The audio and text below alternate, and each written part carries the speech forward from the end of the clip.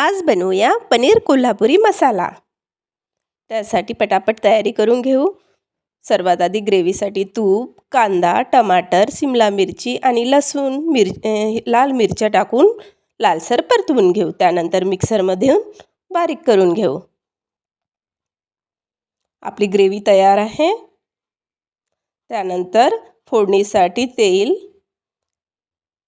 सर्वात आधी पनीर भाजून घेऊ। त्यानंतर त्याच तेलामध्ये ग्रेव्ही टाकून छान लालसर होतपर्यंत परतून घ्यायची। त्यानंतर तिखट, मीठ, हळद, गरम मसाला, कस्तुरी मेथी टाकून परतून त्यामध्ये पनीर टाकून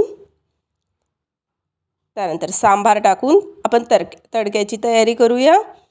एका पॅनमध्ये तेल, मोहरी, लाल मिरच्या आणि तिखट टाकून ते भाजीवर छान सोडून द्यायची। आपला पनीर कोल्हापुरी मसाला तयार।